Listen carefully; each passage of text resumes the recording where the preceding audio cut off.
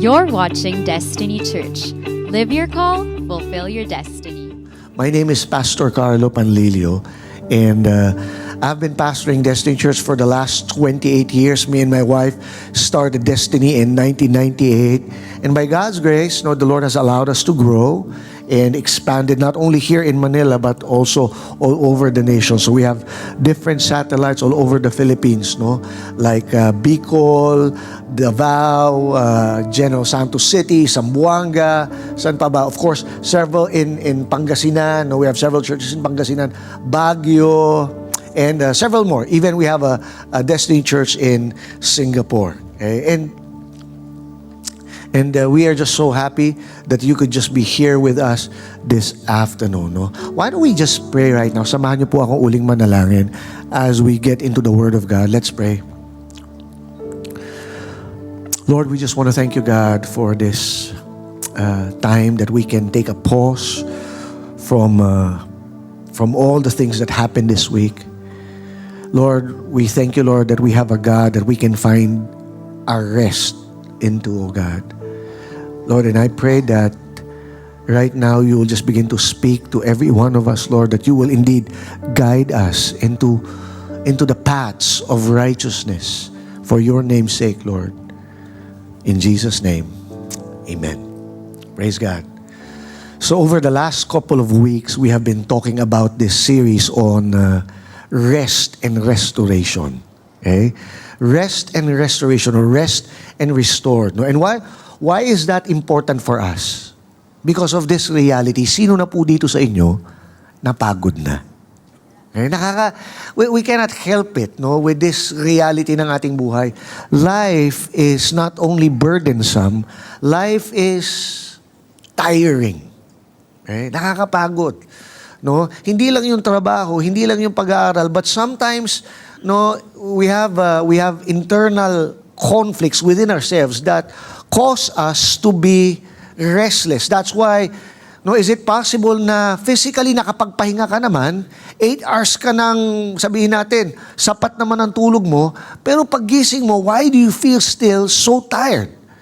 Because many times, mentally, we are exhausted. Okay? And that's why one of the greatest things that God has provided for us is rest. God is our rest. He is our refuge. And not only that, He longs to restore us. That's why yung series po natin, Rest and Restoration. Now, within that series, we started to talk about one of the most popular, one of the most beautiful Psalms in all of the Bible. Okay? And this is what? Psalm 23. Okay? What is Psalm 23? Okay? Sige, basahin lang natin. And by the way, just a tip for those of you that are just new in reading your Bibles. Pag binasa natin yung Bible, I want you to understand, much of the Bible is written in, is conveyed in what you call story. Okay? That's why, makikita natin that many times in the Bible, it is so full of images. In other words, graphic siya. Okay? Graphic siya. It is meant for you to picture in your mind. Now, nung unang panahon po kasi, wala pang videos. And so, people have to use what they call their imagination. And that's why, when the Bible was written, it is written in such a way that we can picture things. Okay? There's a lot of images. And one of the most beautiful images that we can see in the Bible is Psalm 23. Alam mo, namahinga na kagad yung aking, of course, rest tayo ngayon, pero diyan ka muna. Okay. Kasi maganda to pag mayroong musical scoring. Okay. When I speak, when I give a talk, I usually want music to incorporate it in my talk. So anyway, Psalm 23, verse 1 to 6. Yeah, praise God. The Lord is my shepherd. I shall not want. Diba? And what is this? I want you to understand. Okay? Don't just read it. Imagine it, picture it. What does that mean? It conveys that just like sheep, mga tupa. And by the way, dito kasi sa Pilipinas, hindi tayo masyadong familiar sa mga sheep. Though, no, we have seen sheep, but we're more familiar with goats. Okay? And though they are related, minsan malayo din yung kanilang pagkakaiba. Goats, by the way, no, they don't usually need shepherds. Kaya makikita niyo yung mga goats, no, yung mga kambing, pwede mo silang hayaan lang eh. Goats are kind of independent, no? But sheep, okay, in order for sheep to survive, they need someone to take care of them. They need a shepherd. A sheep would not survive on its own. Sheep are prone to danger. They're prone to, unfortunately, confusion. And why do I know this? No, before I became a pastor, no, my course in UP was actually veterinary medicine. And isa dun sa mga hayop na aming pinag-aralan, besides sa aso, pusa, no, kalabaw, baka, pinag-aralan namin yung characteristics ng tupa. And yun nga, no, one of the things that I found out back then was how sheep were so vulnerable. And that's why it's so good, no, when the psalmist, actually this song, by the way, psalm is a song. David, no, more than several thousand years ago, composed this song. Awit ito eh. And he writes this beautiful song about a shepherd. And he compares himself as a sheep. So, I want you to have images. Sabi niya dito, the Lord is my shepherd, I shall not want. In other words, I'm content. I'm satisfied. I am fulfilled. He makes me lie down. So, picture that image. Sabi niya, no, hinahayaan niya ako na yun to lie down, to rest in green pastures. In other words, in abundance, no? He leads me beside quiet waters. He restores my soul. And I was not here last week, but I really wanted to talk about that topic about restoration. I was in Destiny Carmona, no, to celebrate our church's second-year anniversary. By the way, yun nga, can we give a hand for our satellite in Carmona, Cavite? So I was there to celebrate our second-year anniversary. So I miss you guys last Sunday, but I believe Pastor JP did a real good job sharing about how Jesus restores. No? Sino kailangan ng restoration?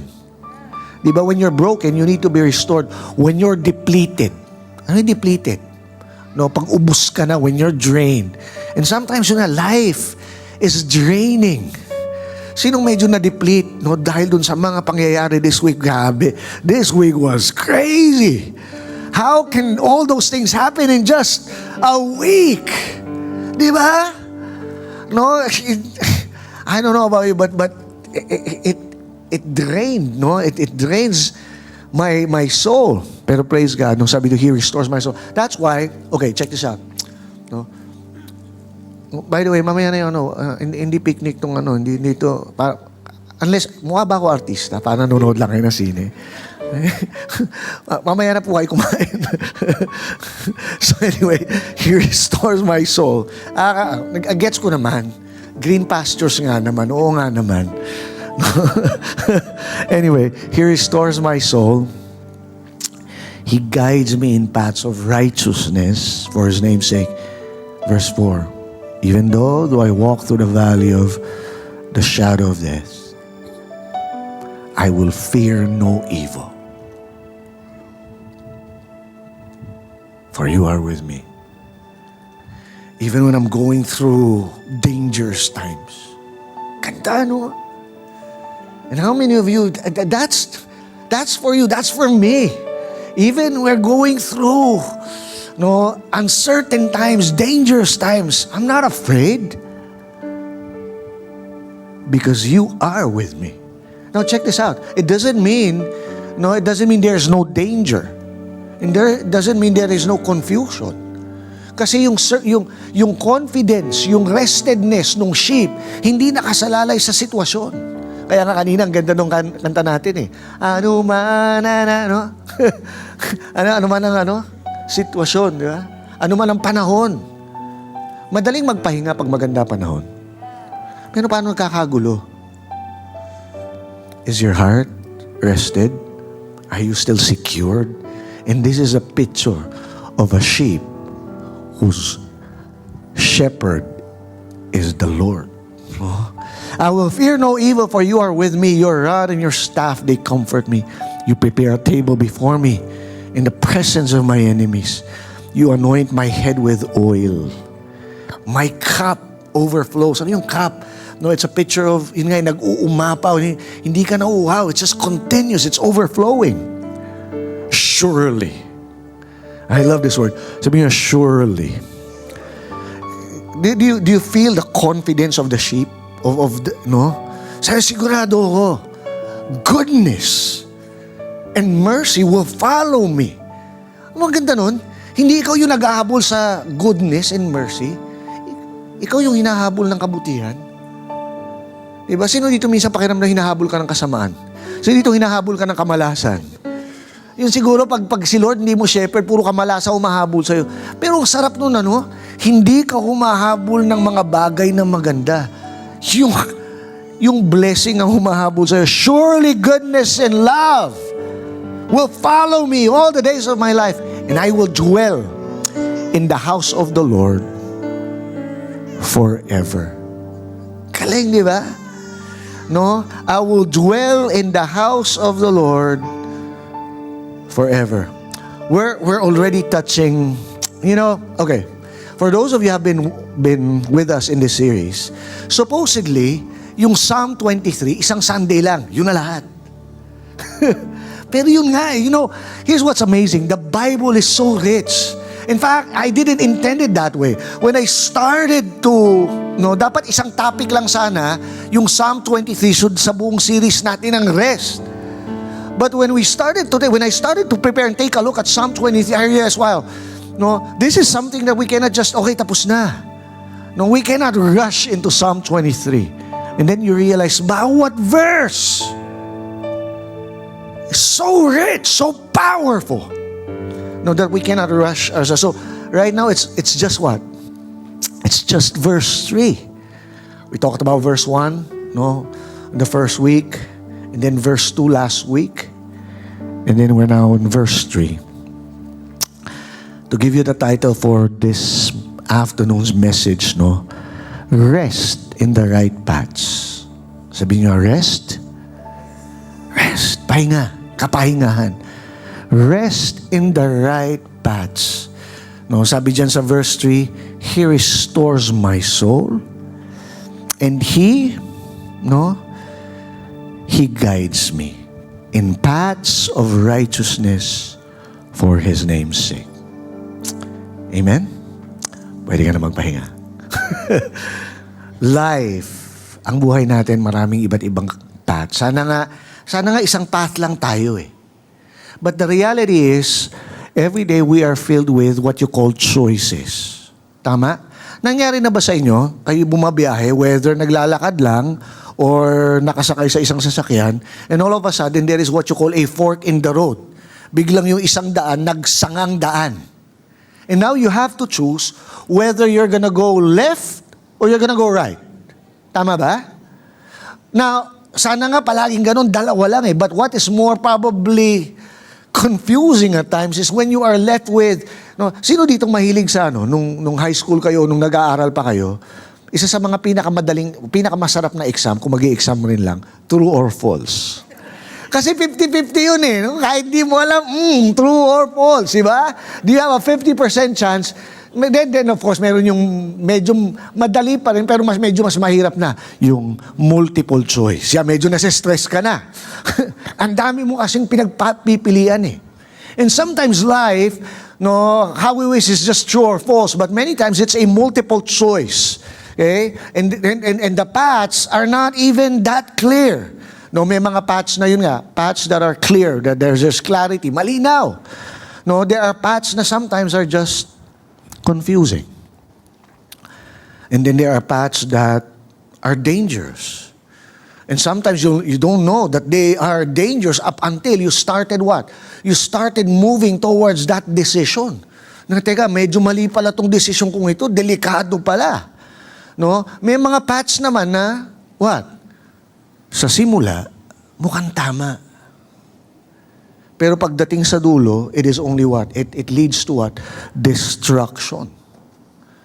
In fact, there are several verses about that in the book of Proverbs. Actually, mamaya ko pa sana sasabihin, pero I remembered Proverbs chapter 16 verse 25. Sabi doon, there is a path, there is a way which seems right unto a man, but later on he discovers it leads to death.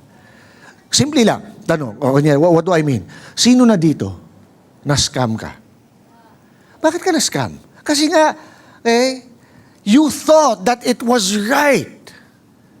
Di ba? Why do people end up being scammed? In other words, to be scammed means to be deceived. Naloko ka. All the while you thought you were made to believe that your decision was good, but later on, wow. No? It led to your demise. It led to your destruction. It led to you losing money. Okay? Now, one of the most frightening things about life is this, no? When you are sincere, but then you realize you are sincerely wrong. Okay. Sometimes sincerity is not enough eh. Meron ba kayong tao na nung sinabi niya sa'yo, in fact, or nangyari na ba sa'yo, totoo naman, hindi ka naman nagsisinungaling. In fact, you were honest about something, you were sincere. But only to realize, even if you are sincere, you can be sincerely wrong. Because not every path is clear. No, not every path that is popular is actually safe, and not every path that feels good leads to life. No, and maybe that's one of the reasons why so many people today are tired, restless, and emotionally exhausted. No, in fact, psychologist Roy Baumeister, in behavioral sciences, they came across this study, and they have popularized this concept of what they call decision fatigue. Ano yung decision fatigue? No? In other words, wala ka pang ginagawa, nandun ka pa lang sa pagde-decide, nasa stress ka na. Di ba? Have you ever been in that place? No, you can't even decide, and you're not even in the actual work yet. You're still deciding where you're gonna do this or gonna do that, and you're already stressed. Your heart already becomes restless and anxious. No, yun nga, decision fatigue. The idea that here's the thing: the idea that the more decisions a person makes, the more mentally depleted they become. Again, let me repeat that: the more decisions a person has to make, and sometimes yun nga how we wish that we can just only decide a few things in a day, but then may mga bagay na ang dami mong kailangang desisyonan, and dahil sa dami nung kailangan mo desisyonan, yun nga, it leads to mental depletion, and it leads to anxiety. It leads to a soul that has become tired. There is unrest. Okay? That is why, that's why this psalm becomes all the more beautiful. Kasi may mga pagod na hindi kayang tanggalin o hindi kayang solusyonan ng tulog. Tama ba? Is it possible that minsan pag pagod ka or you just wanna sleep? But then here's the thing, sometimes when you wake up, even after supposedly a long sleep, paggising mo, stress ka pa rin because physically you are asleep, but your mind still keeps on running. Okay? And why? Why does that happen? Because our lives were never designed to be like that. In fact, our lives are never meant to be confused or to be lost. Our soul was designed for clarity. Our soul was designed for direction. And listen to this. Our soul is designed to be led. Whenever life loses direction, there is confusion. And it leads to our souls being restless. Okay? That's why Psalm 23 gives us a better, or not just a better, but a beautiful understanding of how it gives us peace, a peace that comes from the shepherd. The Lord is my shepherd. Doon tayo sa verse 3. He restores my soul. He guides me in paths of righteousness for His name's sake. Okay? Notice this. The shepherd does not merely restore the sheep. He guides the sheep. Okay? Because true rest is not found in controlling your life. True rest is found in following the shepherd who counsels, corrects, and is committed to himself. Three things. We have a shepherd who counsels us, corrects us, and is committed. Let's begin. First point. The shepherd counsels us. The shepherd counsels us. He guides me. Sabi niya, the first, He restores my soul. He guides me. Say it with me, He guides me.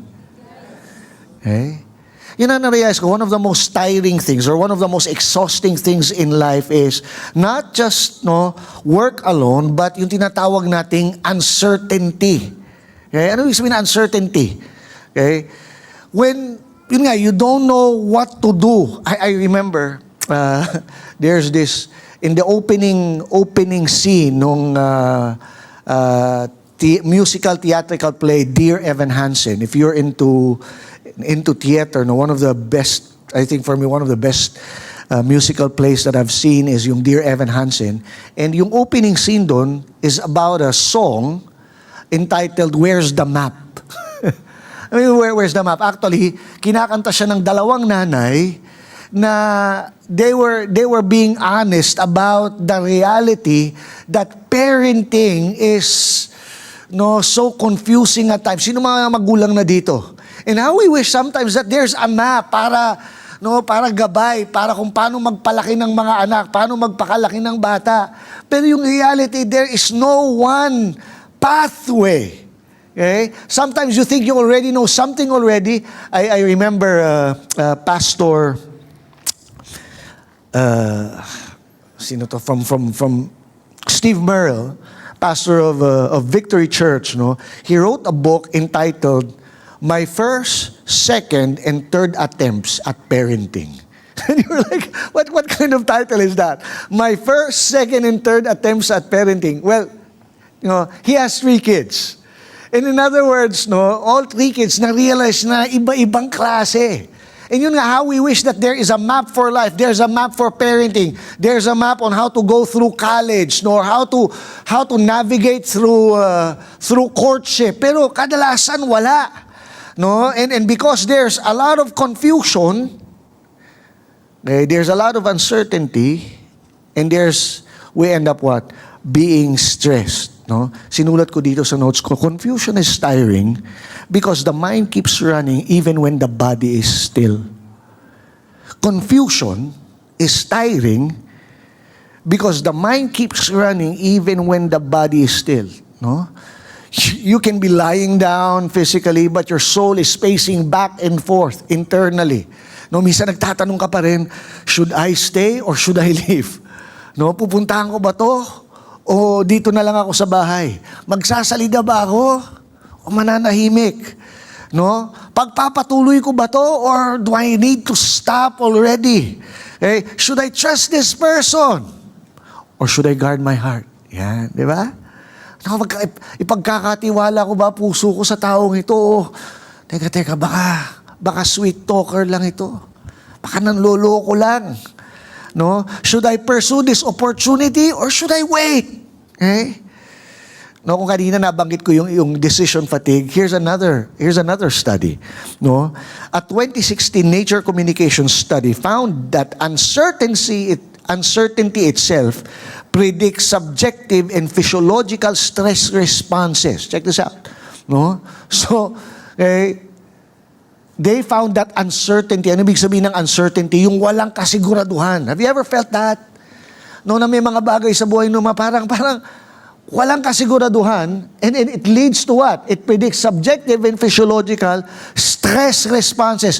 UCL summarized the finding by saying uncertainty can cause more stress than knowing a painful outcome is certain. Ulitin ko. Okay? Uncertainty, okay, can cause more stress than knowing a painful outcome is certain. Okay, what do we mean by this?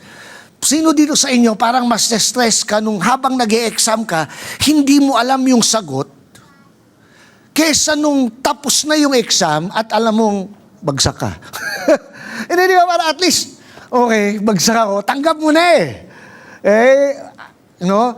Pero yung nandun ka sa kalagitnaan, you're struggling and you're uncertain, is this the right answer? Okay? Or no, sino nangyari na, what's this? Mas kinakabahan ka, mas nasistress ka pa kung pasado ka ba o hindi. Kesa yung, bagsak ako. Tama ba? Have you ever experienced that? Of course, painful yung bumagsak, pero minsan mas nakaka-stress yung hindi mo alam. Tama ba? And maybe this week was really a stressful time for the Philippines because sometimes you don't really know what's going to be the outcome of this and outcome of that. But forget about what's happening on the national level. Sometimes you don't have to really go that far. Sometimes it's just in your homes, in your own work, in your own life. No, we deal with the uncertainty of your own personal future. Okay? That is why, again, when you talk about confusion robs rest. Uncertainty keeps the soul alert, anxious, and always bracing for impact. But then, Psalm 23, is so powerful. David says, "The Lord is my shepherd. He guides me." By the way, again, I would just like to establish this. Everything that was mentioned in Psalm 23 is all connected to what? The fact that the Lord is shepherd. Everything is but a consequence. Everything is but a result. Pero lahat nakasalalay dun sa relationship that the Lord is my shepherd. The Lord is my shepherd. He guides me. Okay? And guidance, I want you to understand, biblical guidance is deeply connected to this word counsel. Sabi niyo nga, counsel. What is a counselor, by the way? And here's the thing. Sino dito kasi meron tayong meron tayong stereotype, parang ang pangit kasi guidance counselor. Sino na ditong na-guidance, di ba? And it's not a pretty sight or a pretty experience, In fact, you don't want that. In fact, pag nag-guidance na ko, yan yung mga loko-loko talaga, yan yung mga may ginawa ka talagang hindi maganda o kalokohan, And that's why we shy away. Like, ayoko mag-guidance, ayoko mag-counselor.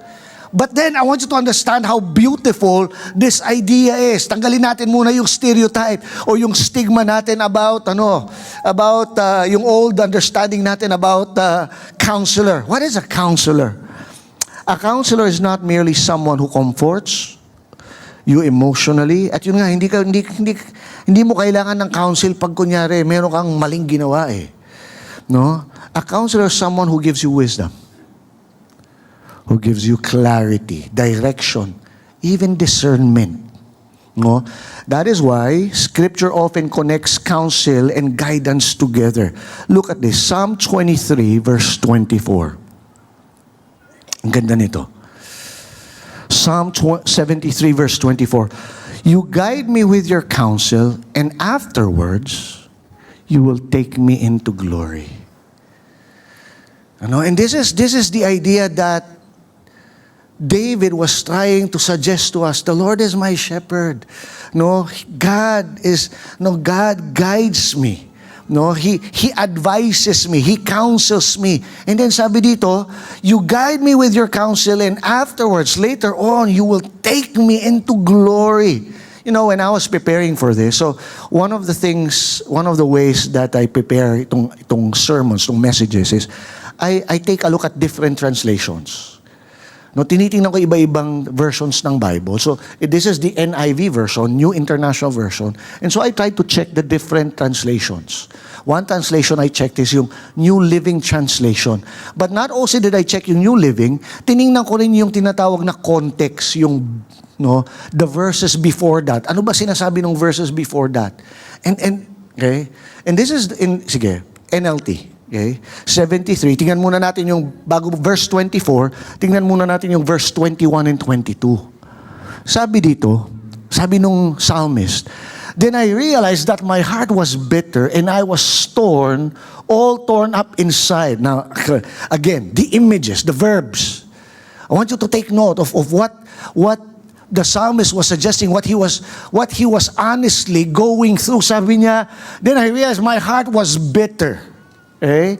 And I was all torn up inside me. I was so foolish and ignorant, I must have seemed like a senseless animal to you. Okay, allow me to give you the full context of Psalm 73.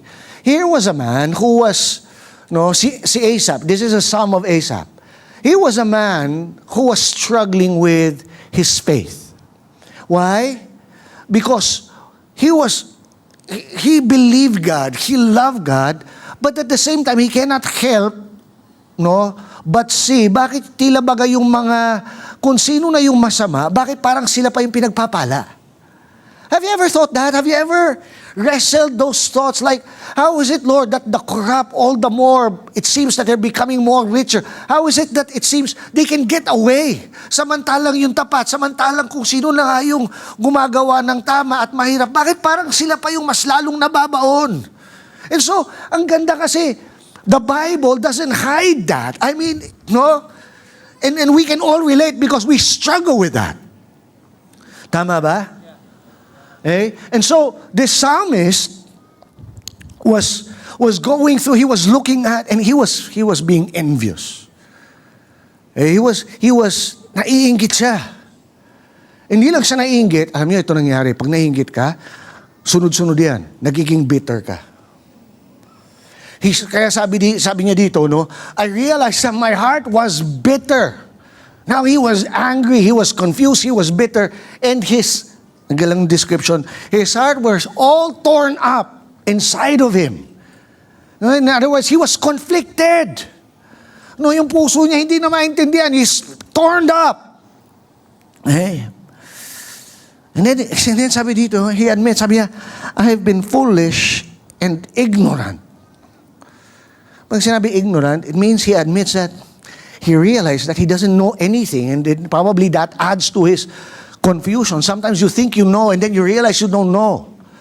Nangyari na ba sa inyo? At first you were so sure of yourself, so sure of something, and then only to find out like, wait. How come I'm not so sure anymore? How come, meron ba nangyari, there was one time you were so confident, but then just like that, you lose your confidence and you realize you're ignorant.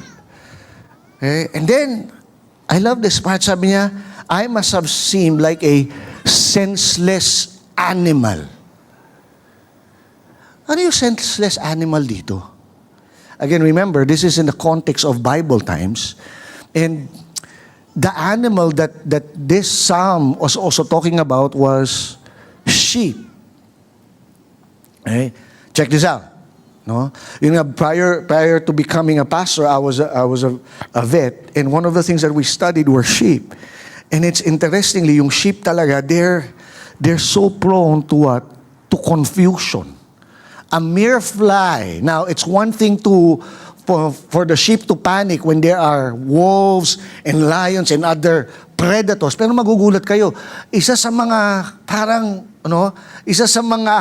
bagay that can cause a sheep to become, to lose all sense of direction and panic is a mere fly. Meron isang klase ng langaw. Alam niyo, marami iba-ibang klaseng langaw .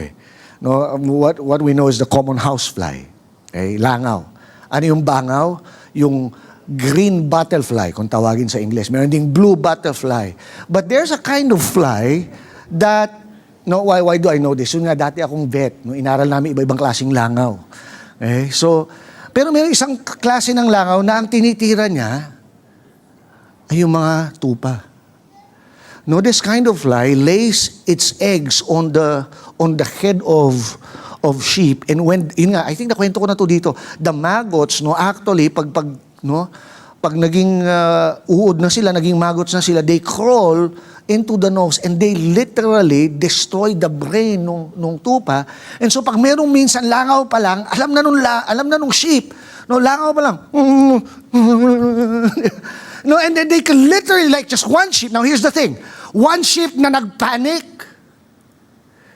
it can spread that panic, and everyone just runs in its own direction, and they can throw themselves into the cliff, into the river, they drown. That's how sheep are.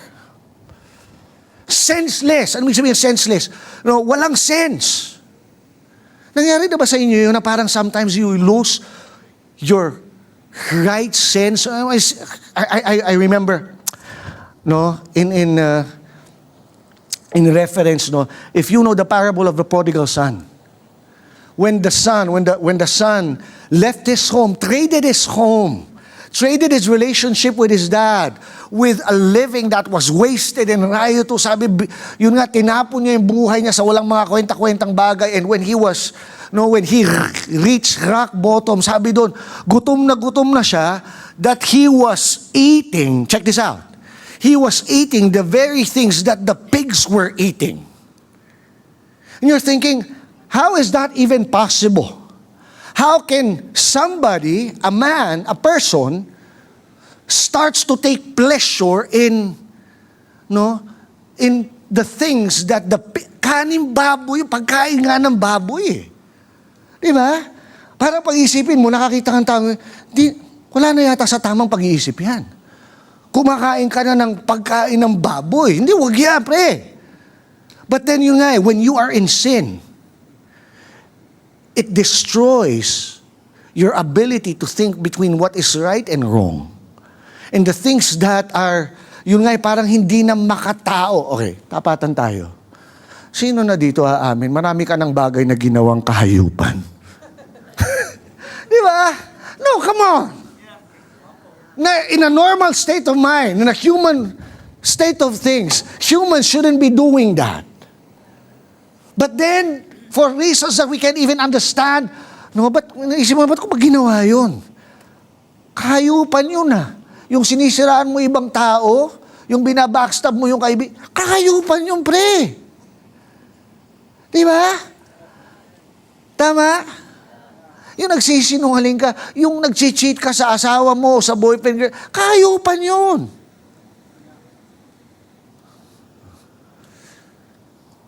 Human beings, no? That's why, check this out. Why do we have these ideas about love and love that lasts forever? Okay? And it captivates us. We love fairy tales. We love themes of people finding one another and live happily ever after. You know why? Because you and I as human beings, we are designed for that. We're designed for such a thing that, we're designed for a love, a sex, that is what? That we find intimacy and closeness in a marriage that you will commit to each other. Ano yung kahayupan? It's when you begin to satisfy yourself with what? Pornography. Di ba?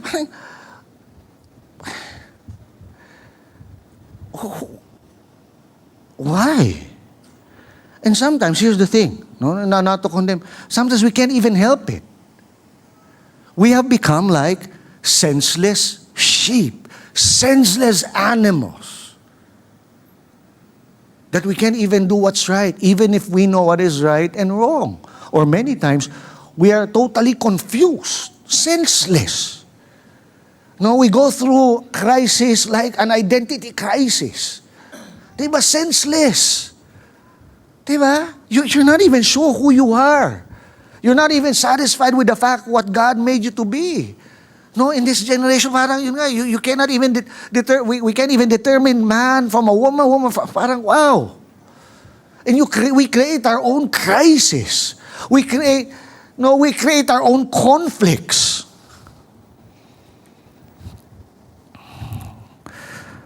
Sabi dito, I must seem like a senseless animal to you. But then, check this out. This is beautiful. Nandun ba, ano yung verse natin kanina? Psalm 70 verse 24 in the NIV. Go back to the NIV once again. But you guide me with your counsel, and afterwards you will take me into glory. Now, in the NLT, the same verse, sabi dito, you guide me with your counsel, leading me to a glorious destiny. And I was like, that's the translation. Wow, yes! Leading me to a glorious destiny. Can I tell you something? Don't you ever forget that God has a destiny for you. And it is a beautiful, it is a glorious plan. It is a glorious destiny. So many people throw away their lives. No, yun nga, tinatapon yung buhay sa mga walang kakwenta-kwentang bagay to a purposeless, wasted kind of living because they forgot that they are a person of destiny. That God is a good God. No, for I know the plans I have for you, says the Lord. Jeremiah 29 verse 11. May I keep on reminding and hammering that on you. No? That God has a plan for you. Plans to prosper you, not to harm you. Plans to give you a hope and a future. Amen? Despite all the craziness that is going on in this life, despite all the confusion, God's plan still remains. He still has a path for you. And when you allow the counsel, when you allow God's word, yung salita ng Diyos, to guide you, to counsel you. When you follow that path, it is a path leading to what? A glorious destiny. Amen? Right? God guides us to His wisdom, to His word. The shepherd's counsel becomes now, okay, listen to this. The shepherd's counsel becomes the sheep's direction. No, that leads to one's destiny. No, and this becomes even more beautiful when we remember that one of the prophetic names given to the coming Messiah. No, check this out. In Isaiah, sino ba si Isaiah? Isaiah was a prophet who lived about 800 years bago pa ipanganak si Jesus. And this is what's amazing about the Bible. How do you know that the Bible is true and it is God's word? The element of prophecy. No other book in the world has that element of prophecy, that every prophecy spoken in the Bible came true. Hindi pa pinapanganak si Jesus. No? 800 years. So, Jesus was born 2,000 years ago. In other words, 800 BC, Isaiah wrote a prophecy about the coming Messiah. Isaiah chapter 9 verse 6. No? When Isaiah had a glimpse of the Savior that will come, he wrote this. There's a popular Christmas verse that we use. For to us a child is born, for to us a son is given, and the government will be on his shoulders. And look at the first name, the first description given to this Savior. And he shall be called Wonderful Counselor. Wonderful Counselor. Okay? Help me out. Hope. Wonderful Counselor, the mighty God, the everlasting Father, the Prince of Peace. Okay? And I want you to understand, Jesus was not only a mere teacher. He was Wonderful Counselor. Now check this out. When I was reading this, naisip ko, teka. Bakit hindi sinabing, and His name will be called Counselor? That's enough. Parang, no, He will counsel us. He will advise us. But the description, there was an adjective or tama ba? Or an adverb, adjective. Okay? to describe what kind of counselor. He is wonderful. And then I checked this out, no? In Hebrew, bakit Hebrew? Our Old Testament, the Old Testament Bible was written in Hebrew language. In Hebrew, the word wonderful is pele. It carries the idea of something extraordinary, awe-inspiring, beyond human ability, even supernatural. Wait. So, ang sinasabi dito, no? The word wonderful means, it means awe-inspiring. But it's like, whoa, that's wow. No? In other counsel, the advice, no, that this man, that this Savior is gonna give is what? It's awe-inspiring. It's beyond human ability. It is what? It is out of this world. You know, there's a big difference between a good advice and a God advice. No, your friend can give you a good advice. Pero iba pag ang Diyos ang nag-advise sa'yo, it's beyond this world. It is supernatural. No? In fact, it is often connected to the idea of a miraculous working God. Things too marvelous for human understanding. And sometimes, okay, what do you mean? Too marvelous for human understanding. For example, no, I'm just thinking in marriage, sometimes there's conflict. Di ba? And pag may conflict, kadalasan, you think of kunyari, yung pananaw mo as yun yung tama eh. But on the other hand, parehas na tama. So, kunyari, yung pagsosorry. Naranasan niyo na ba ito? Whether nanay ka or anak ka or asawa ka, husband ka, ba't ako magsosorry? Tama nga ako eh. Diba? No?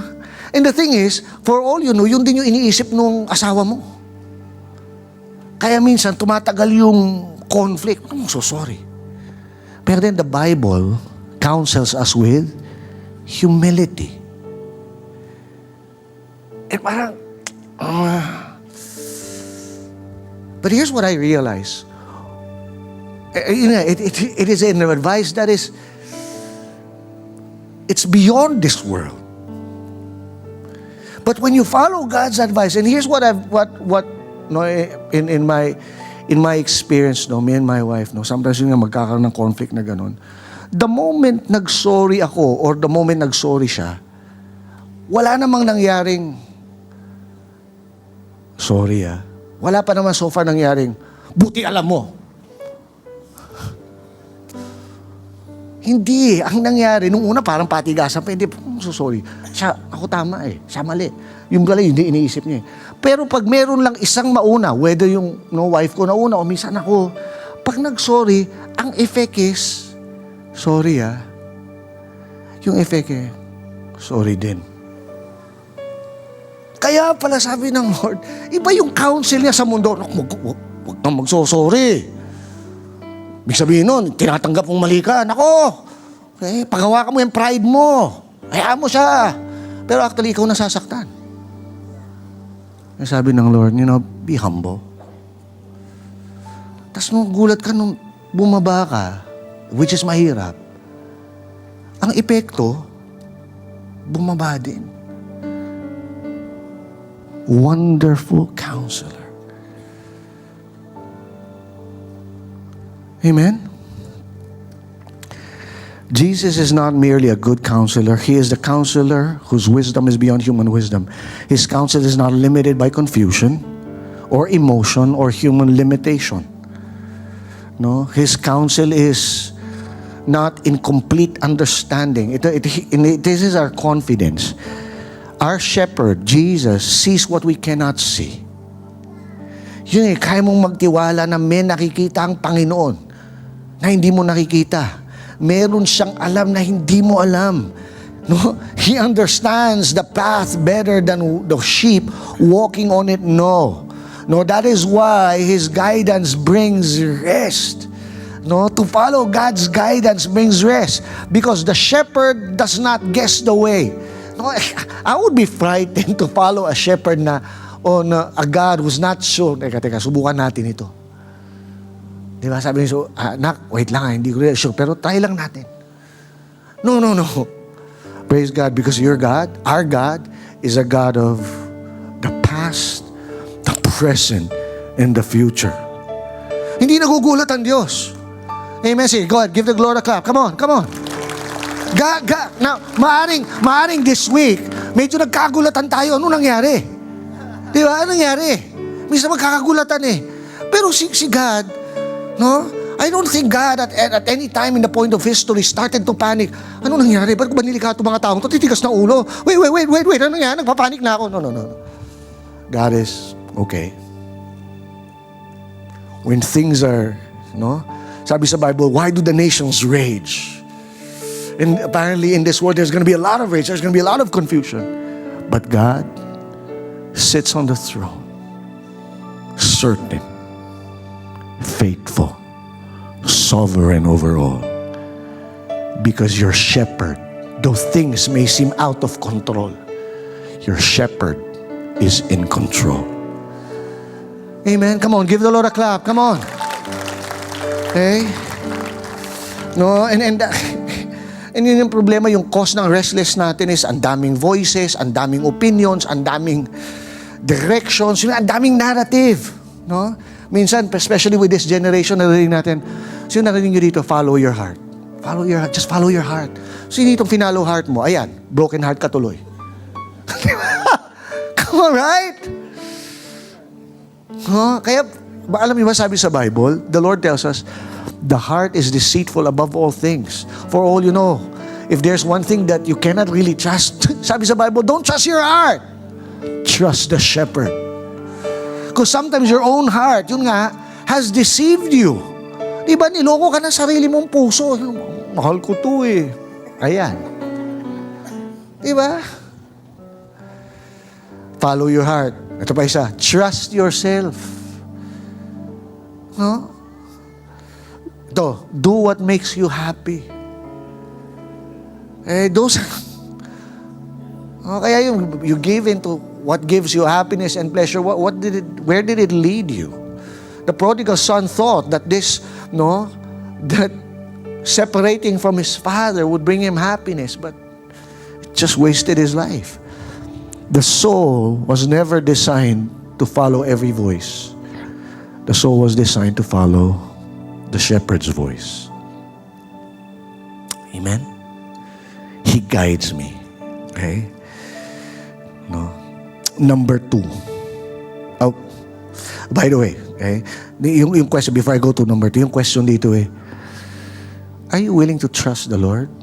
Are you willing to trust the shepherd? One of my favorite verses, I remember college pa lang ako when I came across Proverbs chapter 3 verse 5 to 6. Sabi sa Proverbs chapter 3 verse 5 to 6. Sige, basahin nga natin. I want everyone to read the verse. 1, 2, 3, go. Trust in the Lord with all your heart. Do not depend on your own understanding. Seek His will in all you do, and He will show you which path to take. Wow! Minsan yun yung problema, we're not willing to trust God. Trust the Lord with all your heart. No, lean not on your own understanding. Don't depend on your own understanding. For those of you that were born sometime or you're alive already during the 90s, no? This song was made popular by Gary Valenciano. Trust in you with all of my heart. Lean not on my own understanding. Diba? Ang ganda ng song. Pero ito yung verse na yun. Okay? Tapos sabi dito, now, in the ERV version, ang ganda. Sabi dyan, trust the Lord completely. Sabi niyo nga, completely. Kasi minsan, nagtitiwala naman tayo sa Diyos, pero hindi complete. Hindi complete. Pinagkakatiwala ito, Lord, pagkakatiwala ko sa'yo. But can you trust the Lord completely? He's gonna guide you. He's gonna be a faithful shepherd. The question is whether is the shepherd guiding you. The question is, are you trusting Him? Are you allowing yourself to be led? Diba? Kaya sabi dito, trust the Lord completely. Don't depend on your own knowledge. With every step you take, think about what He wants. No, ask the Lord, Lord, what do you want? Okay? And there's a promise here. Maybe that's the problem. We never really consider God in our decisions. Minsan nagde-decide na tayo, tapos pagpalpak, tsaka tayo, Lord. Hindi, bago ka pa mag-decide, bago ka pa, tanungin mo, ask ka, Lord, what do you want? Okay? Think about what He wants. Look at God's Word. Read your Bible, Lord, what do you want? He will help you. This is the promise. He will help you go the right way. Now, ang ganda nito, don't trust in your own wisdom, but fear and respect the Lord and stay away from evil. If you do this, it will be like a refreshing drink, a medicine for your body. Wow! Again, the image is so beautiful. It is trusting the Lord is like what? It's a refreshing drink. In this time that it's summer, it's hot. Parang one of the best things that you could have is a cold, refreshing drink. Iced tea, lemonade, matcha. Yan ang narinig ko nga. Hindi ko alam kung ano nagugustuhan nyo. Sa akin, parang lasang damo eh. Pero itong mga Gen Z, parang matcha. Yan, di ba? Okay, sige. Bigay ko na sa inyo yan. Pero refreshing drink. And then, sabi dito, medicine. Ano yung sabihin medicine? What does medicine do? In fact, in some translation, healing. When you trust the Lord, it brings healing to you. Healing to your broken heart. It heals your stress. It heals your anxiety. Number 2, counsels, madali lang, 3 C yan eh. Counsels, corrects, committed. Corrects. The shepherd corrects. Sabi to in paths of righteousness. He does not only guide us, He guides us specifically to what? To paths of righteousness. The phrase, paths of righteousness, does not only mean morally good behavior. Sabi ng mga ilang Bible commentators, scholars, they explain that it also carries the idea of right paths, tamang daan, straight paths, in other words, diretso, and safe paths. Okay? Paths where the sheep are preserved from danger and destruction, because a shepherd does not only randomly lead sheep, he intentionally leads them to the right paths. Okay? Here's the reality. Wrong paths lead to danger. Wrong paths leads to exhaustion. Wrong paths lead to destruction. I mentioned this verse a while ago. Proverbs 16 verse 25. There is a way which seems right to a man, but the end leads to death. Finally, when you reach the end, wow, mali pala. Kamatayan pala. In the NLT, there is a path before each person that seems right. And it seems right, mukhang tama. But in the end, it leads to death. The shepherd leads us though to paths that are safe. Check this out. Some paths or some ways look exciting but slowly destroy your soul. Some paths feel pleasurable but eventually leads you empty. Diba? Let's face it. Pornography is pleasurable. Yeah, it is. But have you ever thought about what it does to your heart? It leaves you empty and wanting. In fact, one study says that it causes you the ability to lose love, because you cannot differentiate anymore between lust, pagnanasa lang. By the way, hindi masamang pag may desire, may pagnanasa. But it has to be incorporated with real love. Ang problema, pagnanasa na lang, it is just lust. And lust causes your soul to be empty. Love, on the other hand, is different. It's beautiful. It's amazing. Talks about two people being intimate, knowing each other with such a closeness. Okay? And you know, some paths are pleasurable. Pornography is pleasurable, but it leaves you empty. Some paths feel freeing, but slowly enslave us. May mga mukhang freeing. No? Kunyari, drugs. Have you ever thought, why do people do drugs? Think about it. Everyone knows that it's gonna destroy, but why do people still do drugs? Because really, yung fact na parang it is an escape. Di ba, pag tumira ka, yun na nahay ka, it's, wow, pare! Woo! Freedom! Di ba, nagtitrip ka, yung feeling na malaya, kasi sobrang sakit na nang nararamdaman sa mundo, no, na parang ang sarap na parang kumawala doon.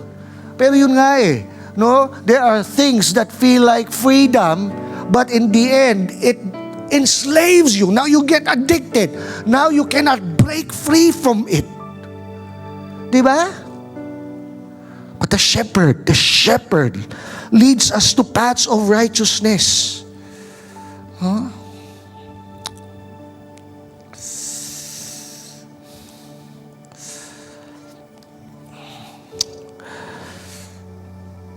In Isaiah 53 verse 6, ano yung characteristic ng isang sheep? Sabi dito ni Isaiah, we all like sheep have gone astray. Each one of us has turned to its own way. Apparently, sheep are like that. They tend to, that's why they need a shepherd. But no, when there is no shepherd, a sheep would just try to do its own thing. No? Trying to do their own way. Look at verse in Tagalog version, tayong lahat ay parang mga tupang naliligaw. Bawat isa sa atin gumagawa ng nais natin.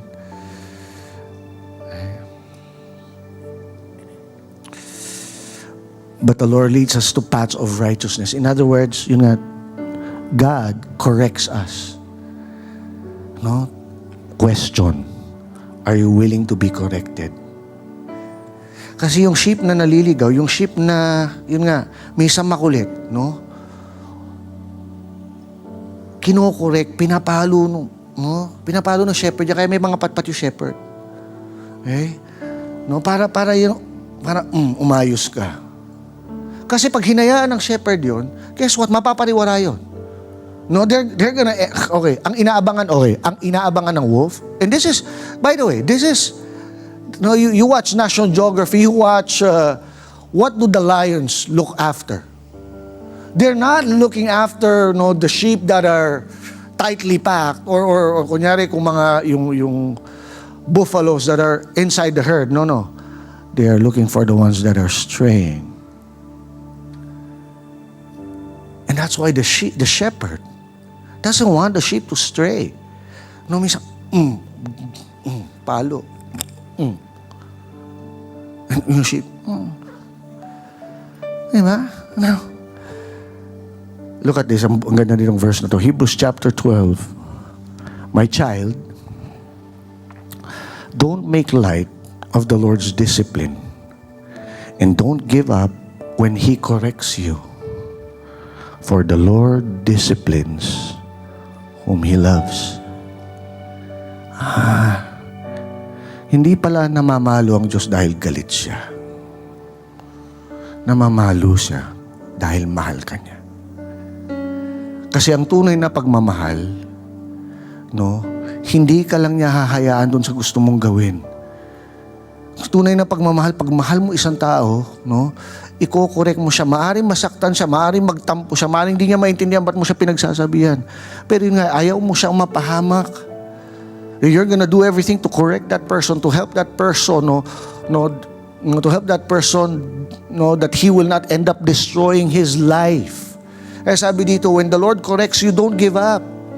Sabi mo sa katabi mo, pag pinagsasabihan ka ng Diyos, pag inaayos ng Diyos ang buhay mo, huwag kang magagalit sa Diyos. Huwag ka susuko. Amen? Paano nga ba tayo pinagsasabihan ng Diyos? Paano tayo kinokorek ng Diyos? Anyone? No, of course, sometimes there are circumstances, napapaisip ka, Lord, pinapalo mo yan, kinokorek mo ba ako, Lord? Pero kadalasan, gumagamit si Diyos, si God ng tao. Sa leader mo, pastor mo. Pinagsabihan ka ni pastor. Nagalit kay pastor. Minsan, Lord, no? Kaya minsan parang, kausapin mo si Lord, wag ako. Ginamit lang ako ng Lord para, iba, no, hindi naman galit. But sana kung thoughts lang ni pastor, hindi, pinakita sa iyo yung word. Oh, nako, ito sabi sa Bible.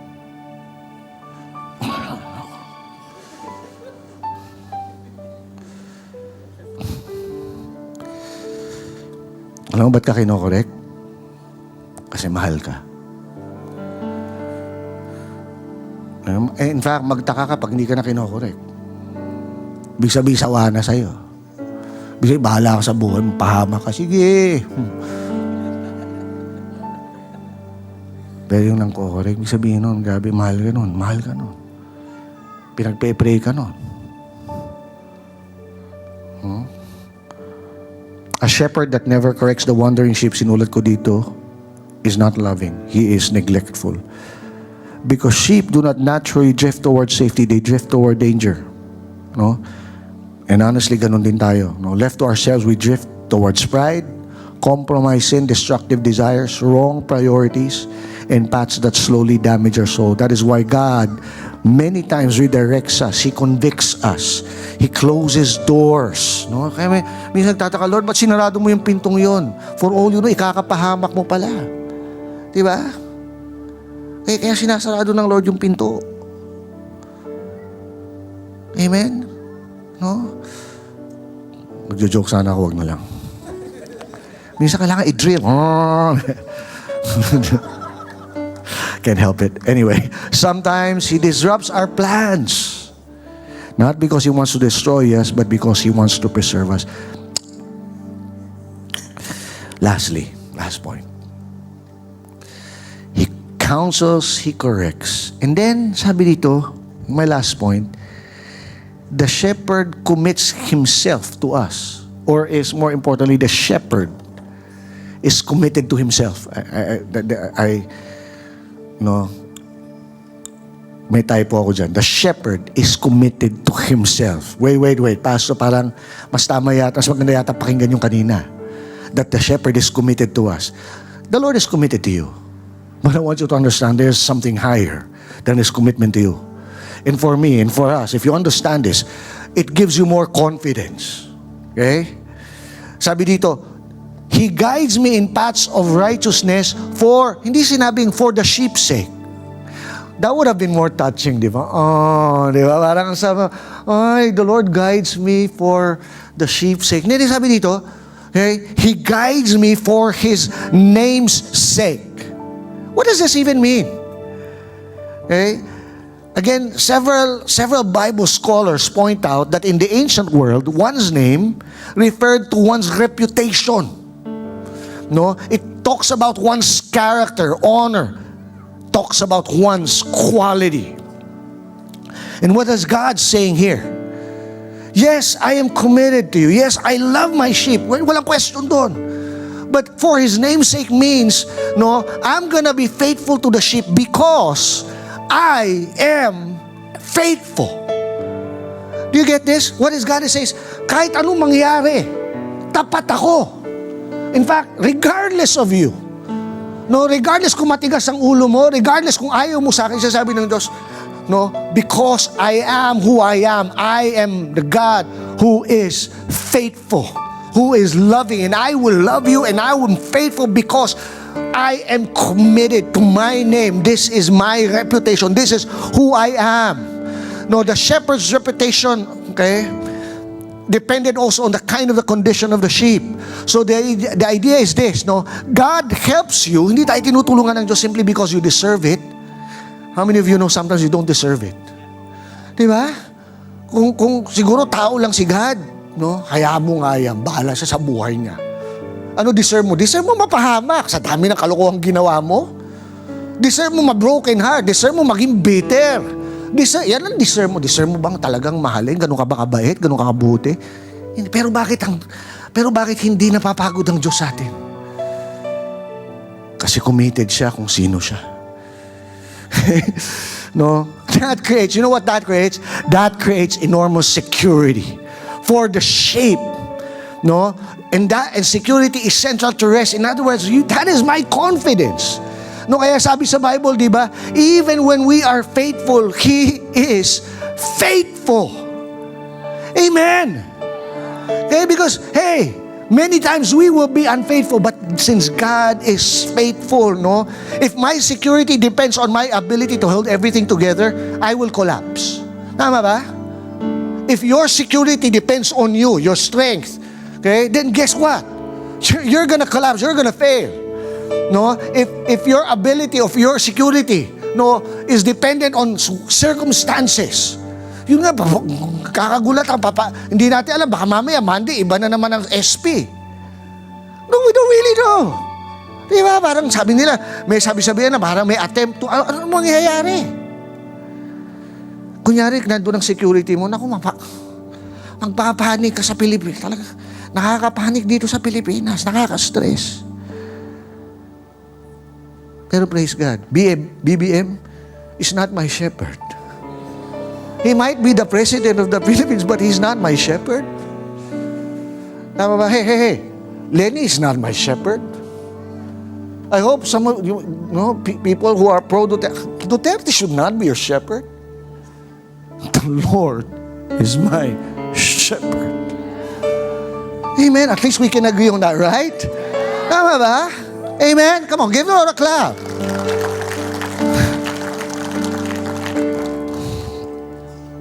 Our hope does not rest, no, in our perfect following.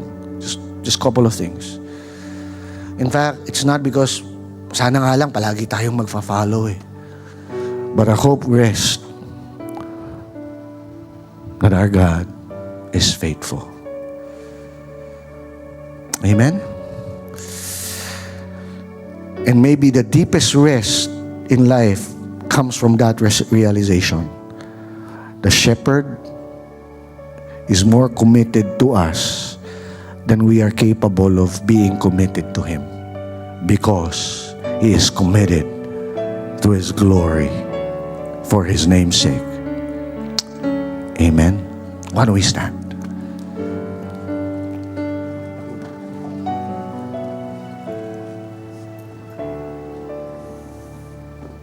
Praise God.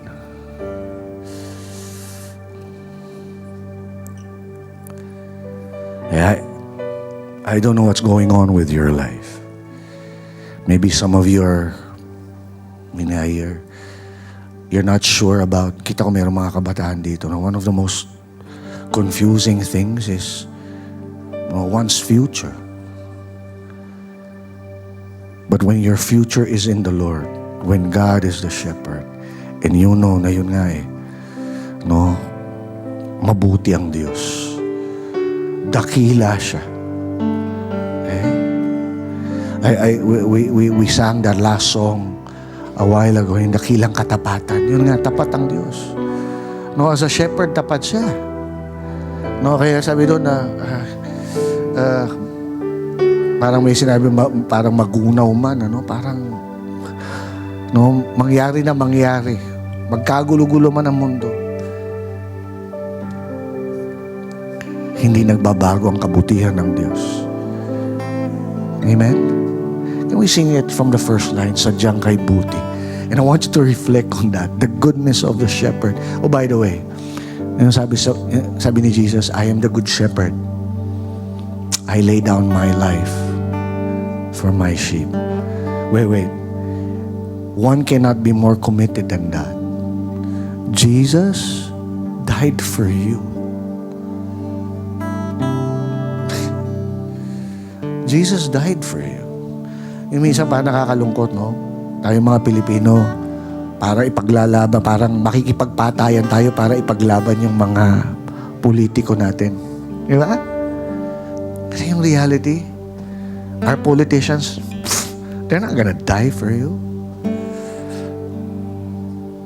There's someone who will die for you. No, no. He already did. 2,000 years ago, Jesus came in this world. For God so loved the world that He gave His only Son, that whosoever believes in Him will not perish but have everlasting life. Sabi sa John chapter 10, sabi doon, I am the good shepherd. I lay down. I am willing to die for my sheep. That is the kind of shepherd that we have. He loves you so much to the point that He died for you. Amen? Sadyang kay buti ng ating Diyos, ng ating Panginoon. Let's sing this.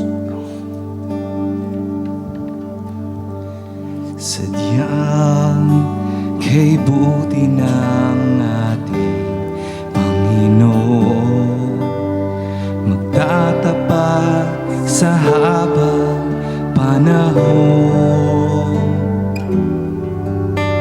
maging sa kabila ng ating pagkukulang, biyaya niya'y patuloy na lang.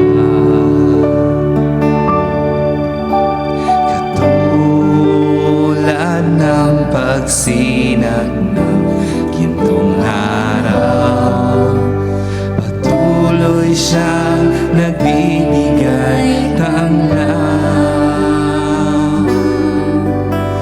Kaya sa puso ko damdamin, katapatan niya'y aking pupurihin.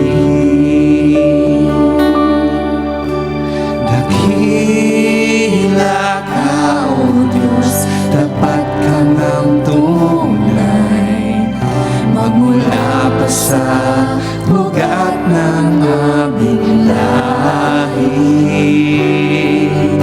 Mundo'y magunaw man, maaasahan kang lagi, maging hanggang wakas nitong buhay.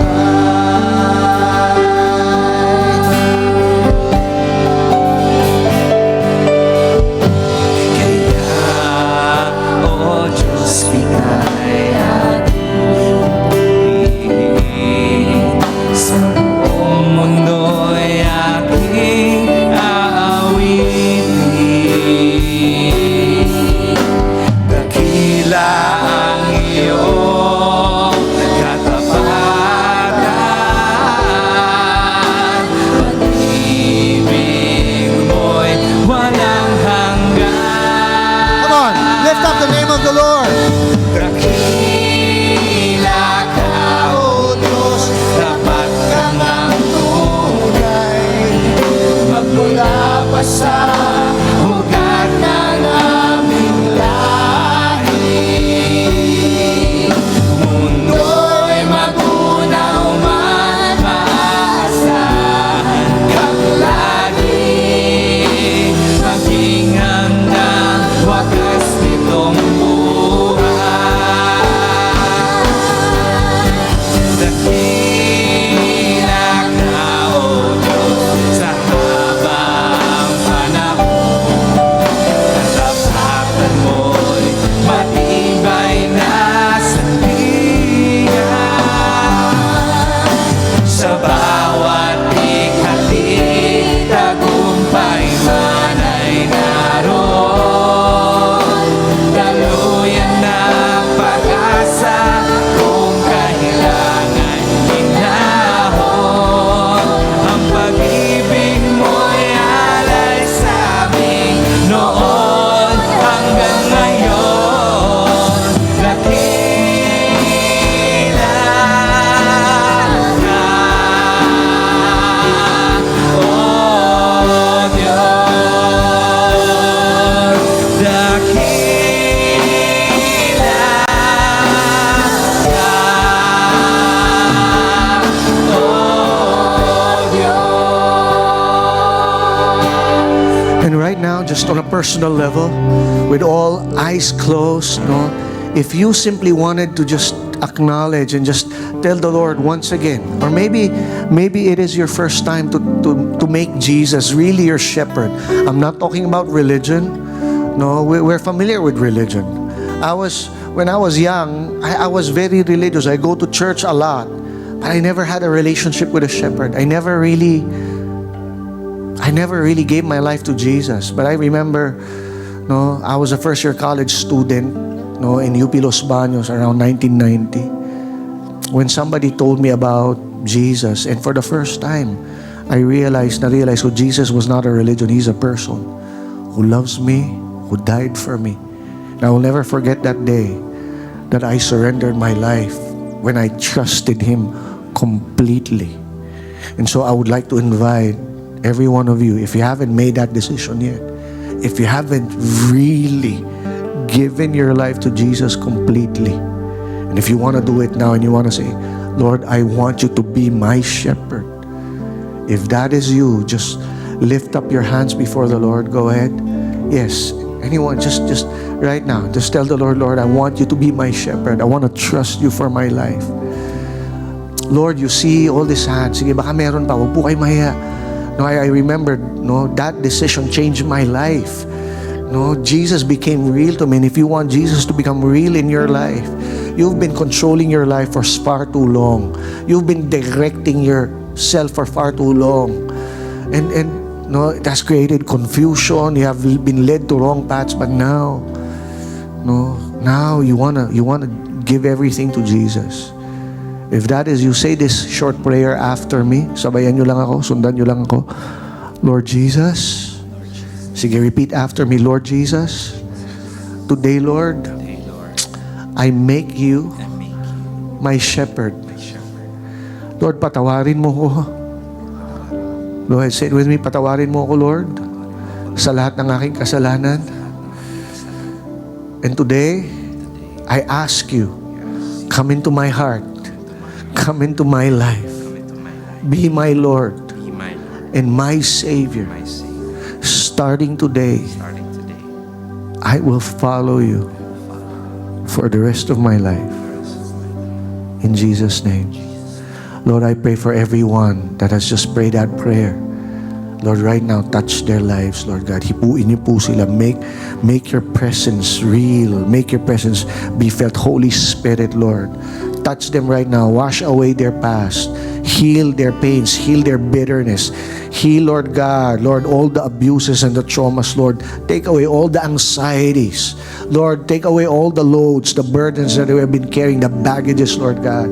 Lord, set us free, Lord. I speak healing. I speak true freedom, Lord God. In Jesus' name. Amen. Amen. Come on, why don't you just give the Lord a clap? Now, okay. Some practical things, no? Some practical things that I want everyone to do this week, okay? Just keep on saying, mabilis lang ito bago kayo umupo, no? So, what do you do? What do you do? Okay? First, this week, slow down. Okay? What do you mean slow down? Slow down and stop listening to every voice. Ang dami pong boses. Ang daming narratives. Siguro, baka kailangan mo ng isang tabi mo muna yung Facebook mo, yung TikTok mo, yung Instagram mo. Slow down, stop listening to all those voices and just listen to the voice of God. Read your Bible. No, read your Bible and listen. What is the Lord telling you? No, listen to this. Not every opinion deserves authority over your life. Ang dami opinion eh. Di ba? Ang dami opinion. Not all opinions deserve authority. Not all opinions, not all voices deserve to be heard. Okay? No, not every path leads to peace. So slow down. Okay? Take a break. No, and listen to God's voice. Second, bring your decisions. Baka mayroong mga iba, may mga mahalagang decision na kailangan gawin. No? Bring your decisions and direction back to the shepherd. Paano yun? Pray. Open your Bible. No? Tingnan mo ano ba sinasabi ng Diyos patungkol sa gagawin mong desisyon. Ito pa, seek godly counsel. In other words, pwede ka magtanong ng advice sa mga taong lumalakad, no, sa pathway ng Diyos. Huwag mong consult yung adik mong kaibigan. Diba? Walang may tutulong sa iyo. Kung mag-consult ka sa mga taong matitino, may takot sa Diyos. Tama? Sabi sa Bible yan, no? Okay? With many counselors, there is victory. Okay? No, and stop trying to lead yourself alone. That's hard. Wag ka magpaka-hero, no? And third, do not resist God's correction. Huwag mo na labanan ng Diyos. Tinatama ka na ni. No, para sa ikabubuti mo, huwag mo na ipilit. Sabi mo sa kanya, huwag mo na ipilit. Diba? Huwag mo na i-resist. Stop resisting. Surrender. Amen? God bless. You're watching Destiny Church. If you would like to check more resources or donate to this ministry, you can download the Destiny Church PH official app or log on to www.destinychurch.org.ph/give.